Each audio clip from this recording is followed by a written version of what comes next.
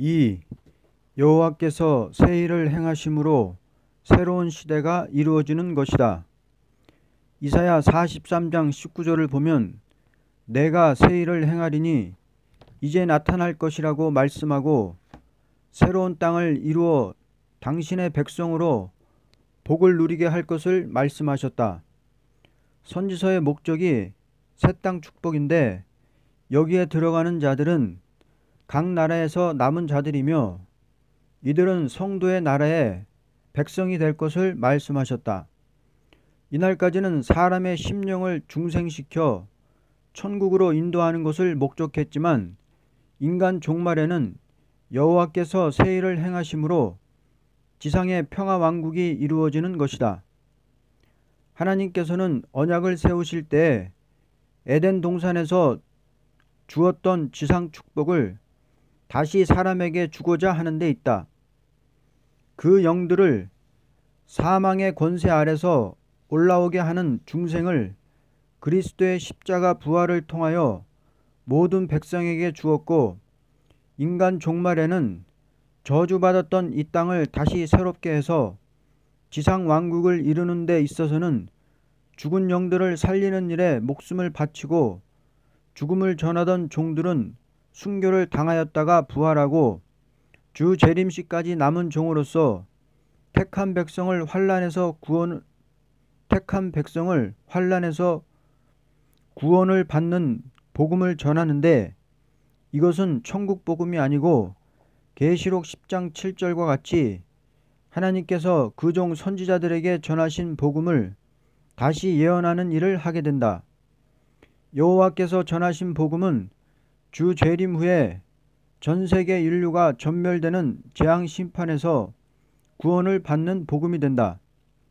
다시 말하면 천국 복음은 땅끝까지 그리스도의 십자가를 증거하는 기간에 전하는 복음이요. 그 후에는 선지서 전체를 가르쳐 새 시대를 이루는 복음을 전한다. 세계적인 심판과 구원이라는 것은 개인 영혼 구원이 아니고 여호와께서 새 일을 행할 때에 받는 구원을 말한다.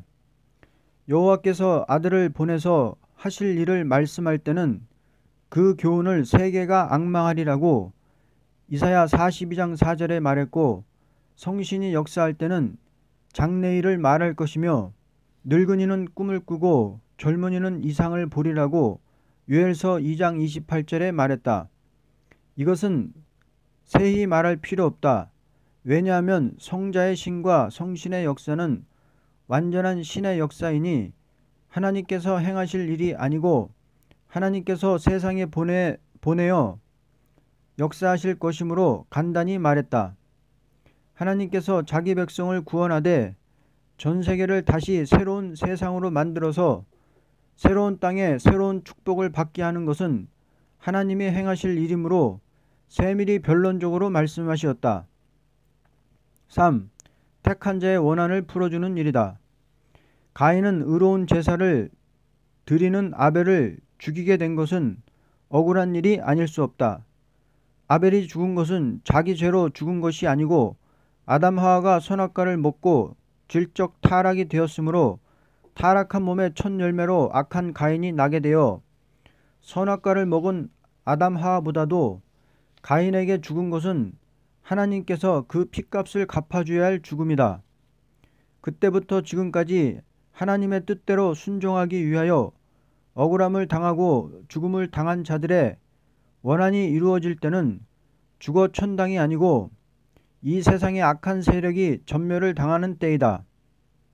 계시록 18장 20절 19장 2절을 보면 하나님의 의로운 심판은 원수를 갚아주는 심판이라고 했다. 이날까지 택한 자의 원한을 풀어주지 않고 있는 것은 그들의 영광을 누릴 영원한 나라를 이루기 위한 목적이다. 왜냐하면 억울하게 죽은 사람에게 왕권을 주는 것이 하나님의 법이기 때문이다. 사람이 억울함을 당하고도 하나님의 뜻에 순종했다는 것은 하나님이 친히 갚아줄 조건이 된다. 마귀의 세력을 허락한 것은 억울함을 당해도 하나님의 뜻을 순종하는 자들로 하나님의 영광을 같이 누리는 왕국을 이루기 위한 목적이다. 아담 하와가 미혹을 받고 선악과를 먹었으므로 만물이 저주를 받아 죄악 세상을 이룬 것이다.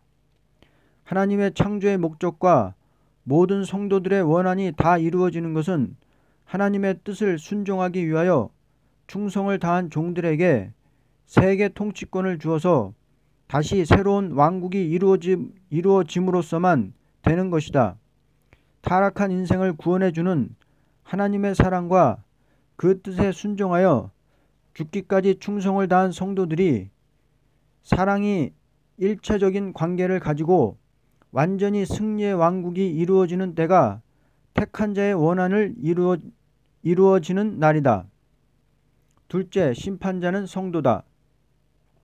이 성도는 부활 성도가 아니고 변화 성도이다. 변화 성도라는 것은 주 재림시까지 예언의 말씀을 가지고 거짓 선지자와 싸우던 용사들이다.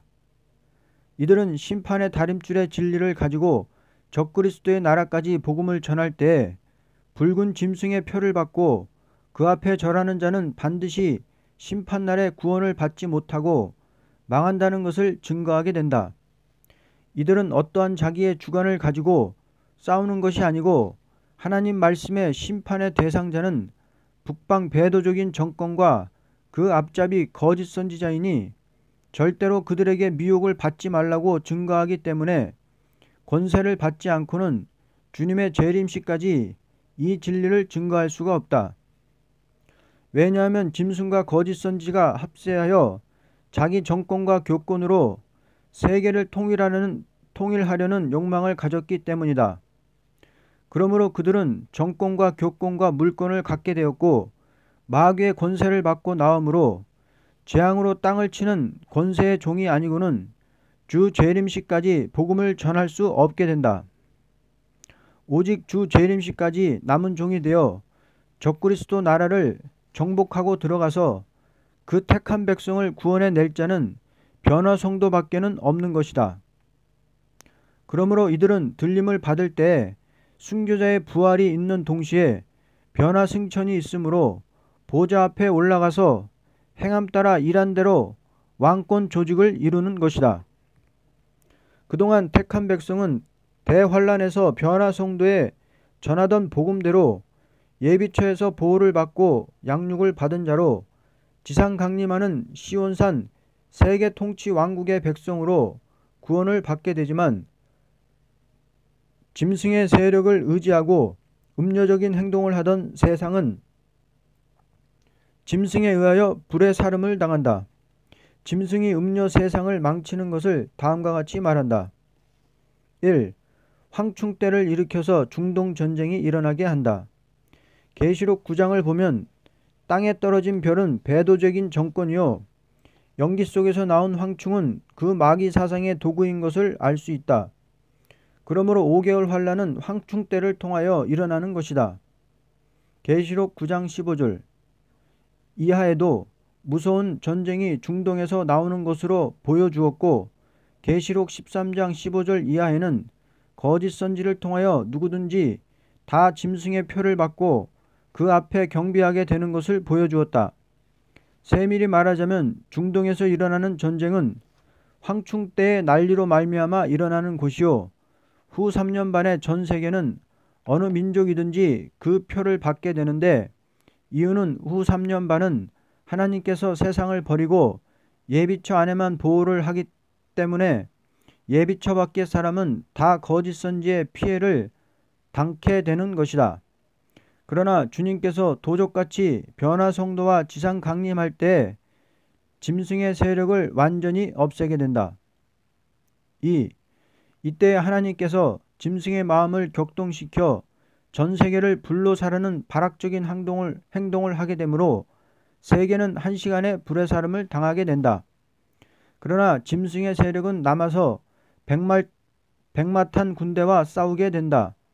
짐승의 세력이 불을 피하게 된 것은 과학적인 기술로 불을 피할 수 있는 방침을 세우고 그들이 세계를 불사르는 발악적인 행동을 했고 변화 성도는 영체가 된 몸으로 그 불의 피해를 당치 않게 되었고 주의 백성은 해변 신육지에 집결하여 하나님의 보호로 그 불을 피하고 남게 되었다.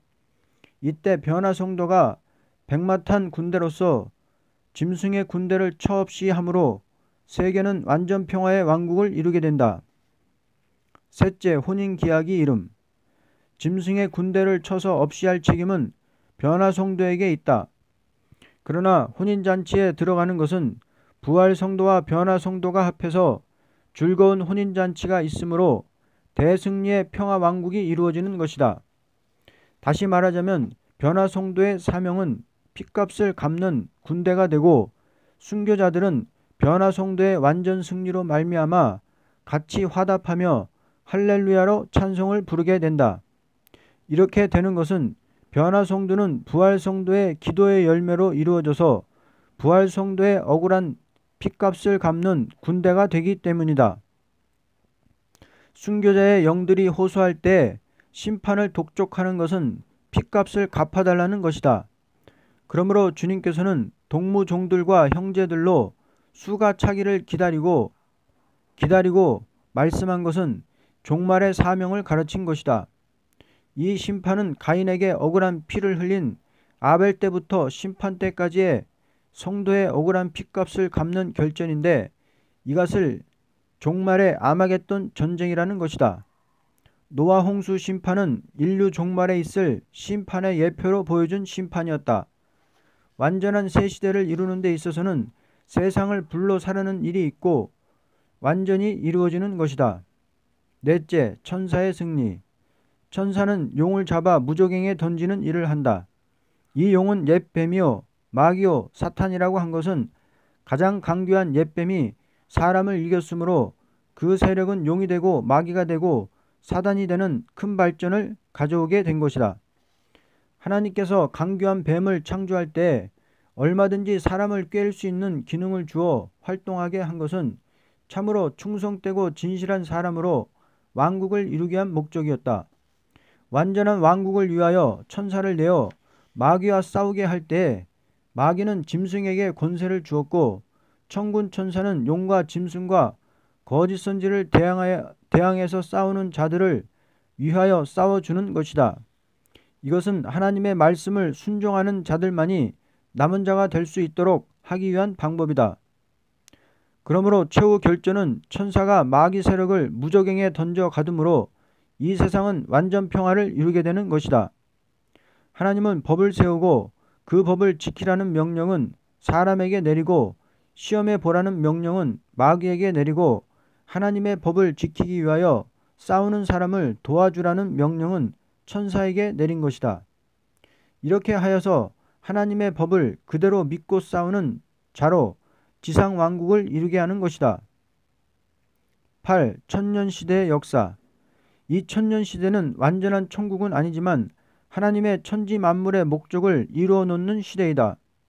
이날까지의 역사는 강교한 뱀을 내어서 사람을 깨어보게 하여 뱀의 미혹을 말씀으로 이기는 자를 왕권을 주어서 왕국 조직을 이루기 위한 목적이었다. 그러나 승리자의 수가 찰 때에 주께서 공중에 나타나 휴거를 시키고 왕국 조직을 이루는 동안에 승리 용사의 전도를 듣고 회개하고 따라오던 무리들은 예비처에서 보호, 양육이 있고 예비처 밖에는 3년 동안 마귀 세력의 환란이 있게 된다. 지상 통치를 위하여 성도가 만왕의 왕을 모시고 강림할 때에 예비처에서 양육을 받던 무리는 백성이 되고 거짓 선지를 따르던 세상은 짐승에게 불사름을 당하고 세상을 불태우고 남은 짐승의 세력은 변화 성도가 전멸시키고 마귀의 세력은 천사가 무저갱에 가두니 이 세상은 완전히 성도의 통치 시대가 이루어지는 것이다. 그러면 천년시대의 역사를 다음과 같이 말한다. 첫째, 의로 통치함. 인류 역사는 의로 통치하는 세상이 못되고 언제나 강대국의 나라들 애굽, 아수르, 바벨론, 메데 파사, 헬라, 로마, 오늘날 러시아에 이르기까지의 이방 나라들이 성도를 해치는 일을 해온 것이다. 그러므로 계시록 12장에 용의 머리가 7이라 한 것은 마귀의 세력으로 움직여진 큰 나라 7이 나온 다음에 의의 통치 시대가 온다는 것을 뜻한 것이다. 하나님께서 의로운 제사를 드리는 아벨이 가인에게 억울하게 죽은 데서부터 오늘까지 악인에게 의인이 피해를 당하게 둔 것은 억울하게 악인에게 피해를 당하면서도 옳은 진리 사상을 가지고 싸운 자들에게 통치권을 맡기기 위한 방법이다.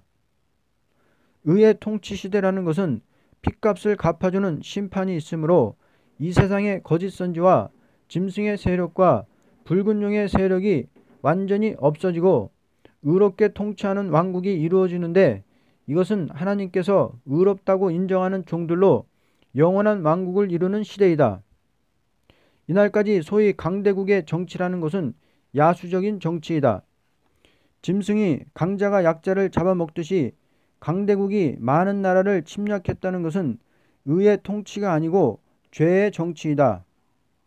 그러면 의의 통치에 대하여 성서를 통해 알아보자. 1. 마귀의 미혹을 없이함. 하나님께서 강교한 뱀을 내어서 깨워보는 것은 하나님의 말씀만 믿고 싸우는 자로 승리하게 하고 승리한 자들로 영원한 왕국을 이루는 것이니, 천년왕국이 이루어지는 동시에 마귀의 세력은 거두어서 미혹을 하지 못하도록 하는 것이다. 2. 백성이 의롭게 됨. 의의 정치라는 것은 사람을 의롭게 만드는 역사가 없이는 있을 수 없다. 아무리 이스라엘 왕국이 설 때에 의로운 통치를 시작했지만 다윗 왕국의 부패라는 것은 말할 수 없는 비참을 이루고 만 것이다. 이렇게 된 것은 다윗 왕국은 의의 통치 왕국이 이룰 때까지 참된 종들의 역사할 일을 예언으로 말하는 선지 국가에 불과한 것이다.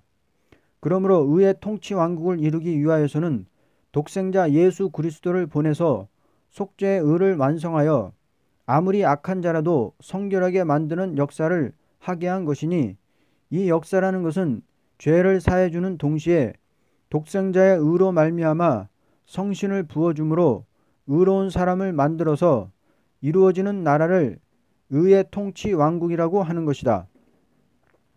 하나님께서는 죄인을 의롭게 하는 역사가 없이 세상을 통치한다면 이것은 의의 통치 왕국을 이룰 수가 없을 것이지만, 믿는 자를 의롭게 만들어서 왕국을 이루기 때문에 의의 통치 왕국이 되는 것이다. 3. 악한 짐승을 없이함. 짐승까지도 다 선해지는 것이다. 지금은 악한 짐승들이 사람을 해치지만 의의 통치 시대는 짐승들까지도 의로운 사람들을 돕기 위하여 있는 것뿐이다. 4. 다시 전쟁이 없음. 이날까지의 의의 통치가 없고 다같이 죄를 짓는 인간들이므로 남의 영토를 빼앗는 것을 목적으로 하고 싸운 것이 소위 강대국의 역사라는 것이다. 그러나 의의 통치 시대가 올 때에 무기를 만든다든지 전쟁을 연습하는 일까지도 다시 없게 되는 것이다. 이렇게 되는 이유는 세계 왕권의 통치인이 누구든지 그 왕권을 침략할 자가 전혀 없기 때문이다. 오직 의로운 왕을 전 국민이 진심으로 받드는 것뿐이다. 둘째, 복된 생활을 함. 이날까지 인간들의 생활은 수고가 없이는 살 수가 없는 생활이므로 먹기 위해 사는 인생으로 가치 없는 수고를 하다가 가치 없이 죽는 것이 인간이었다. 그러나 천년시대의 사람들은 다음과 같은 복된 생활이 있다. 1. 복된 땅이 이루어짐. 이날까지는 아담의 범죄로 땅이 저주를 받아 메마른 땅이 되어 버렸지만 의의 통치 왕국이 올 때에 땅이 변하여 복된 땅이 되므로 축복이 다음과 같이 온다. 평안한 추수를 얻게 된다. 이날까지의 추수라는 것은 수고한 데 따라서 생산이 가감되었지만 그때는 수고가 없이 추수를 하게 된다. 모든 곡식이 기름진 영양이 있으므로 몸에 특별한 건강을 받게 된다. 지금 사람은 고기나 또는 보신제를 먹어야만 몸의 건강을 보존한다고 하지만 그때 사람들은 땅에서 나는 열매만 먹어도 그 몸이 충분한 영양으로 건강해지며 그 몸이 아무런 질병이 없게 된다. 이 풍성한 물질이 있게 된다. 그때 사람은 조금도 부족함이 없으므로 생활의 어떤 계급이나 또는 생산 문제로 서로 경쟁할 일도 없고 먹고 마시고도 남음이 있는 풍부한 생활을 한다. 또는 은과 금이 풍성한 생활을 한다. 이때 가옥을 건축하는 자들은 복된 땅에 화려한 건물을 짓고 거룩한 왕궁 도성이 이루어진다. 3. 극도로 즐거운 생활을 한다. 하나님께서는 사람을 창조할 때 극도로 기쁘고 즐겁게 사는 것을 원하는 뜻에서 창조한 것이다. 그러나 사람이 범죄함으로 이 생활을 못하게 되었지만 하나님은 다시 이러한 생활을 하도록 하는 것을 복된 생활이라 하는 것이다. 4. 장수한 생활을 한다. 그때 사람은 이 몸이 천년이라는 시대를 일생으로 살게 된다. 사람의 몸이 죽어서 영원히 구원을 받는 것은 하나님의 말씀을 지키지 못한 때부터 있게 된 것이다. 그러나 붉은 용과 짐승과 거짓 선지자가 미혹을 시키는 때와 그 미혹을 받지 않고 이긴 자들은 그 몸이 죽지 않고 영생을 하게 된다. 왜냐하면 말씀을 지킨 자들이기 때문이다. 그러므로 누구든지 짐승의 표를 받고 그 앞에 절하면 죽는다는 심판은 이 땅에 죽음이 없는 새 시대가 이루어지는 심판이 된다. 인간의 복된 생활이라는 것은 몸이 죽고는 있을 수가 없다.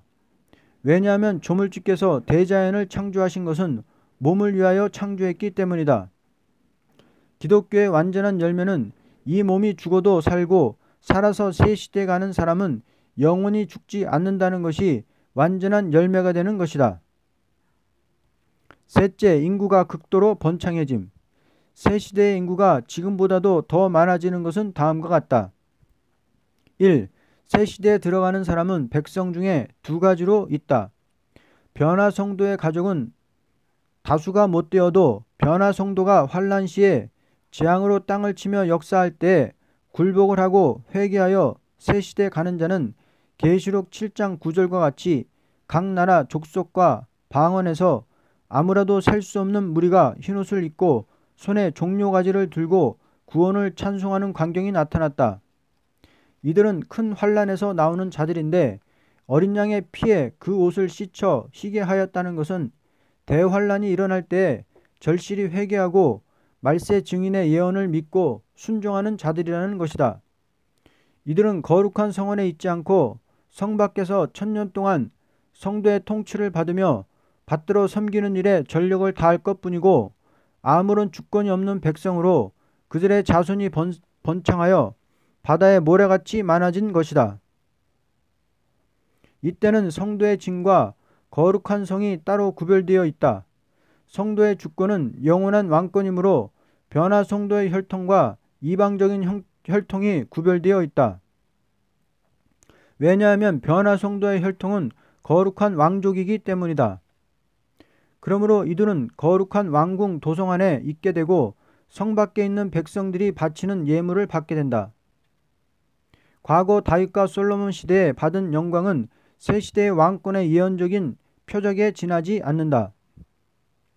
하나님께서 아담에게 이 땅을 정복하라, 다스리라, 충만하라 한 것은 말세의 마귀 미혹을 이긴 성도들이 그 축복의 사명을 완전히 이루게 된다. 2. 사망이 없는 시대이므로 극도로 번창하게 된다. 이때 사람들은 질병, 고통, 사망이 없이 건강한 몸으로 자녀의 축복을 받는다. 극도로 인구 번창을 하는데 이는 축복의 번창이다. 왕권을 받은 종들은 자녀를 생산하는 일이 없지만 종족된 백성은 크게 번창을 하게 된다. 이렇게 되므로 현재 사람이 살지 않는 북빙양까지라도 사람이 충만해지는 것이다. 태양이 7배나 빛을 발하게 되며 지상에 위치 변천이 있으므로 한대 지방까지도 사람이 다 살게 된다. 하나님께서 지금 기후를 변천시켜 북빙양을 이룬 것은 새 시대의 백성들에게 주기 위한 경륜이다. 넷째, 자연계의 변천. 지금 우리가 살고 있는 자연계는 대부분이 사람에게 괴로움을 주는 일이 많다. 기후가 추워서 피해를 당하고 더워서 피해를 당하고 비가 오지 않으므로 피해를 당하고 폭우가 오므로 피해를 당하고 강한 폭풍이 오므로 피해를 당하고 여러 가지 기후에 따라서 식물이나 동물에게 피해를 주는 병재가 많이 있지만 새 시대의 자연계는 그렇지 않고 다음과 같다. 1. 적당한 비와 이슬을 내림. 지금은 적당한 비와 이슬이 부족하여 모든 생산의 지정을 가져오지만 그때는 비와 이슬이 적당하게 내려서 조금도 피해가 없이 어디든지 맑은 물이 흐르게 된다. 2. 기후가 변천되어 아무런 피해가 없다. 이때는 언제나 적당한 기후가 사람을 돕고 있으므로 아무런 피해가 없이 얼마든지 농작물을 생산할 수 있게 된다. 3. 자연이 열매를 맺게 되므로 그 열매를 먹어도 조금도 부족함이 없다. 이때는 모든 식물이 축복을 받아 열매를 맺되 산과 들과 길가에도 얼마든지 자유롭게 먹을 열매가 있게 된다. 이렇게 되므로 누구든지 하나같이 풍족한 생활을 하게 된다. 2. 천년시대 말기의 역사. 천년시대 말기의 역사라는 것은 어떤 것이냐 하는 것을 말한다. 이 천년시대는 성도들의 지상 통치를 말하는데 이 말기라는 것은 성도의 왕권이 말기가 아니고 왕권받은 종들의 지도를 받던 곡과 마곡을 시험해 보는 때를 가르쳤다. 천년 동안 바다의 모래같이 확장된 곡과 마곡을 시험해 보지 않고 그냥 영원한 무궁세계로 들어간다는 것은 공의가 아니기 때문에 하나님께서 무정행에 가두었던 사단을 놓아 미혹해 보도록 하는 것이다. 이 미혹이라는 것은 성도의 왕권을 대항하는 마음을 주는 미혹이다. 끝까지 성도의 진과 도성을 받드는 자가 되면 진실한 마음으로 인정되어 무궁세계로 들어가지만 미혹을 받아 순종치 않고 대항하는 자는 전멸을 당하게 된다. 이것은 하나님께서 직접 불을 내려 그들을 소멸시키는 것이다. 이미 변화 성도의 전도를 통하여 보호와 구원을 받고 들어간 자는 시험을 통과한 자들이므로 미혹해 볼 필요가 없지만 이것을 모르고 천년시대에 들어가서 생육된 백성은 미혹을 시켜보아야 하는 것이다. 변화 성도의 자손은 거룩한 도성 안에서 생육한 자들인데 그들에게는 미혹이 없게 된다. 왜냐하면 자기네가 섬김을 받던 자이므로 순종치 않겠다는 마음이 있을 필요조차 없기 때문이다. 그러므로 변화 성도의 자손은 영원히 망하지 않는다.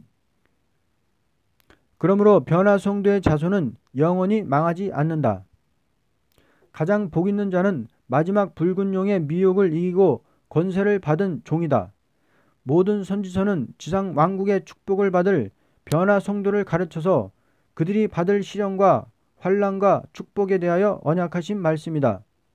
첫째, 아담이 마귀 미혹을 이기지 못함으로 잃었던 에덴 축복을 둘째 아담 예수를 믿는 사람들이 미혹을 이기고 새 시대의 축복을 받게 되는 것이다. 이미 시련 가운데 인정받고 왕권에 들어간 종들의 자손과 그 왕권의 권세 역사를 보고 떨며 회개하고 따라온 사람들의 자손이 동등하게 영광을 누릴 수가 없으므로 마귀를 놓아 곡과 마곡을 미혹해보는 것이다. 선지서에는 천년시대와 신천신지의 무궁세계가 따로 있을 것을 말씀하지 않고 성도의 나라가 영원하고 영원하리라고만 하였다. 그 밖에도 모든 선지의 예언이 성도의 왕권이 영원한 왕권이라고만 가르쳤다. 이와 같이 말씀하신 것은 아브라함에게 언약하신 말씀에 천하 모든 족속이 내 씨로 말미암아 복을 받으리라고 하신 그 축복을 말씀하신 것뿐이다. 그러나 계시록의 천년왕국과 신천신지를 구분하는 것은 다음과 같은 이유가 있다. 천년왕국이라는 것은 마지막 동방에서 살아계신 하나님의 인을 들고 나와서 하나님의 종들에게 인치는 역사가 있으므로 14만 4천으로 말미암아 지상 천년 왕국이 이루어지는 것이다. 천국에 들어가는 데 있어서는 누구든지 생명책에 기록된 자는 다 들어간다고 말씀한 것은 민족적 국경의 차별이 없이 생명책에 기록된 자는 다 천국에 들어가되 거기에도 왕권과 시민권이 있다는 것이다. 그러므로 천년시대 말기라는 것은 곡과 마곡을 향하여 미혹을 시켜보고 그들을 불로 사르는 동시에 백보자 심판이 오는 것이다. 그러나 천년왕국의 목적과 무궁세계의 목적을 구분하자면 천년왕국은 셈의 장막에서 언약한 말씀이 셈의 장막인 동방 땅끝에 역사가 일어나서 에덴 축복을 받을 것을 말했다. 에덴 동산은 서아시아에 있었다는 것이 분명하고 다시 지상 축복의 새 시대가 이루어지는 것은 극동에 있는 산을 중심하여 이루어질 것을 선지들이 하나같이 증거했다. 이사야 24장 1절 이하를 보면 여호와께서 땅을 공혹해 하시며 황무케 하시며 뒤집어 엎으신다고 말씀을 했고 6절에는 저주가 땅을 삼켰고 그 중에 거하는 자들이 저주를 당하였고 땅의 거민이 불타서 남을 자가 적을 것을 말씀하였다. 14절에는 무리가 소리를 높여 부를 것이며 여호와의 위엄을 인하여 바다에서부터 크게 외치리니 너희가 동방에서 여호와를 영화롭게 하리라고 하였고 16절을 보면 땅끝에서부터 노래하는 소리가 우리에게 들리기를 의로우신 자에게 영광을 돌리세 하도다. 그러나 나는 이르기를 나는 쇠잔하였고 쇠잔하였으니 내게 화가 있도다 라고 한 것을 보면 세상에 큰 화가 올 때에 동방 땅끝에서 하나님께 영광을 돌릴 것을 말했다. 이때는 인간의 힘으로는 벗어날 수 없는 환란이 오고 시온산 통치 시대가 올 것을 말씀했다. 25장에 동방 땅끝의 사람이 찬송하는 뜻을 가르쳐 말할 때 주는 기사를 옛적에 정하신 뜻대로 성실과 진실함으로 행하셨다고 1절에 말했고 빈궁한 자의 피난처가 되시는 하나님을 찬송하는 동시에 이 산에서 만민을 위하여 오래 저장하였던 맑은 포도주와 같은 진리의 운동이 일어날 것과 이 산에서 모든 민족이 그 가리워진 흑암이 벗어지는 일이 있을 것을 말했다. 반드시 사망이 없는 새로운 시대가 올 것을 가르쳤다. 또 이 산에서 여호와의 손이 나타나서 원수의 세력이 망할 것을 말씀했고 26장에는 주 재림을 가르쳤고 27장에는 심판을 가르쳤다. 40장에는 세례 요한의 증거와 심판기의 증거를 말할 때 높은 산에서부터 시작될 것을 말했다. 41장에는 이 역사는 동방에서 나오는 변론의 역사인데 동방 땅끝에서부터 일어날 것을 말하시면서 새 시대를 가르쳤다. 42장에는 메시아의 교훈이 세계에 전파될 것과 새 일에 대한 교훈은 하나님이 직접 말씀한 것이라고 가르치셨으며 또 땅끝에서부터 새 노래를 부르며 대적을 치고 나가는 것을 가르친 것을 보면 전부가 마지막에 새 시대를 이루는 역사는 셈의 장막에서 일어나되 동방 땅끝이 분명하다. 선지서를 자세히 읽어보면 심판과 새 시대를 목적으로 했는데 초림의 주가 오실 것은 간단하게 말씀했고 심판과 새 시대를 세밀히 가르친 것이 선지서이다. 이사야 58절을 보면 하나님께서 원수를 갚는 날에는 여호와의 영광이 해돋는 곳으로부터 나타날 것을 말했고 동방 사람에게 신이 임하고 입에 말씀이 임함으로써 완전한 빛의 세계를 깨우치고 새 시대가 올 것을 가르쳤다. 그러므로 지상 왕국은 동방에서 심판의 경고에 진리 운동이 일어남으로 된다고 가르치시고 이 경고의 말씀으로 다시 예언하는 역사가 일어나서 그 말씀에 의하여 환난과 재앙이 오고 새 시대가 오게 된다. 이때 동방에서 일어나는 역사로 말미암아 각 나라의 남은 자로 세계 통일의 새로운 왕국이 이루어질 것을 가르쳤다. 그러므로 천년 왕국은 동방 역사로 이루어지는 것이요 천국은 어린 양의 생명책에 기록된 자로 이루어질 것을 가르쳤다. 10. 영원한 무궁세계. 하나님께서 천지 만물을 창조할 때 이 물질계에서 사람을 창조하여 강교한 마귀로 시험을 해보고 그 시험을 완전히 이기는 자는 지상왕국의 축복을 받고서 무궁세계로 들어오게 하고 마귀의 시험을 이기지 못했더라도 절실히 회개하고 그 영이 버림을 당하지 아니한 자는 영원한 무궁세계에 들어가되 부활을 해서 들어가게 하신다. 그러나 이는 예수님의 이름으로 들어가게 되는 것이다. 죽은 자 중에서도 진리를 위하여 죽은 자는 천년왕국의 왕권의 영광을 받고 무궁세계로 들어간다. 그 밖에 죽은 자들은 천년왕국의 영광을 보지 못하고 마지막 행위 심판 때 부활을 받는데, 이때는 지옥에 갈 자도 부활을 받되 심판의 부활을 받고 생명책에 기록된 자는 생명의 부활을 받게 되어서 영원한 무궁세계로 들어가게 된다. 이때는 행함 따라 부흥을 받게 되는데, 생명록에 기록된 자는 그 책에 기록된 대로, 심판록에 기록된 자는 그 책에 기록된 대로 심판을 받게 된다. 그러면 무궁세계에는 어떻게 되어 있느냐 하면 다음과 같다. 첫째, 이미 천년시대의 왕권을 받았던 자는 그대로 무궁세계에 들어간다. 백성된 자는 백성된 자의 존귀와 영광을 받게 된다. 죽은 자 가운데서도 왕권과 시민권이 있고, 살아서 새 시대에 들어가는 자도 왕권과 시민권이 있는 것이니 그 영광을 누리되 왕권의 영광도 영원히 누리는 것이요 시민권의 영광도 영원히 누리는 것이다. 천년시대에는 백성된 자의 자손이 번창하였지만 무궁세계에는 자손 번창이 없다. 왜냐하면 시민권을 받은 자도 왕권 받은 자와 같이 영체가 되기 때문이다. 천년시대에는 왕권 받은 자만 영체의 사람이요 그 백성들은 사람된 몸이니 얼마든지 지금 사는 세상에서 자기네 손으로 집을 짓고 가원을 재배하고 모든 생산을 내며 자녀가 지금과 같이 생육하였지만 무궁세계에는 영체로서 영원히 행함 따라 영광을 누리는 것이다. 이 세계에서 되는 일은 분명히 성경에 기록되지 않았으므로 분명하게는 알 수 없으나 계시록 21장을 보아서 극도로 찬란한 화려한 도성에서 영화롭게 되는 것만은 사실이다. 둘째, 영원한 도성은 다음과 같이 되어 있다. 왕권을 받은 자의 영광 아래 모든 사람은 시민권으로 그 영광을 같이 누리되 도성이 하나만 있는 것이 아니고 도성을 받을 만한 종들에게 각각 나누어 있게 된다. 나라와 같은 조직이 이루어지는데 왕권에도 행함 따라 차별이 있고 시민권에도 행함 따라 차별이 있는 것이다.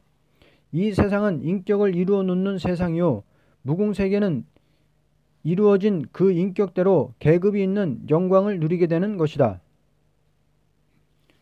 인간의 종말과 우리의 사명. 가장 복 있는 자는 인간 종말의 끝을 맺는 사명을 가진 자이다. 우리는 그날과 그 시는 분명히 알 수 없으나 이때를 인간의 종말로 본다.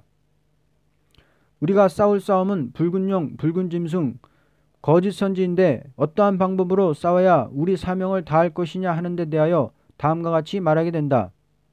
1. 다시 예언의 때가 왔다.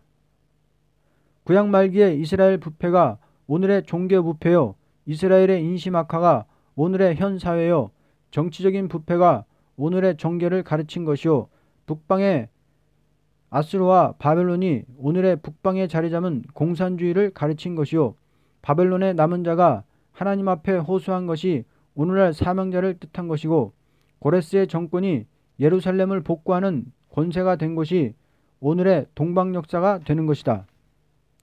우리는 성경을 다음과 같이 분해하여야 된다.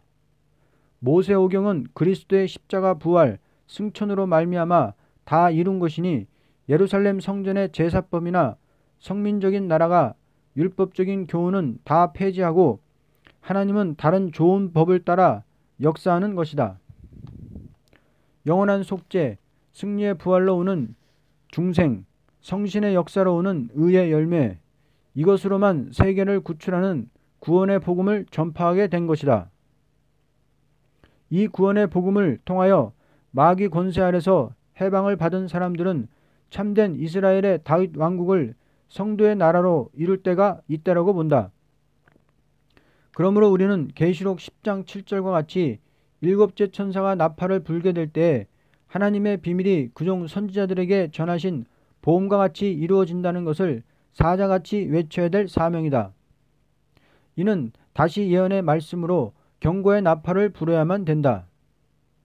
성경을 해석하는 것보다도 성경을 다시 읽는 정도에서 이 시대 사람에게 경고할 말씀이 이사야서를 비롯하여 말라기까지 얼마든지 가득히 있다.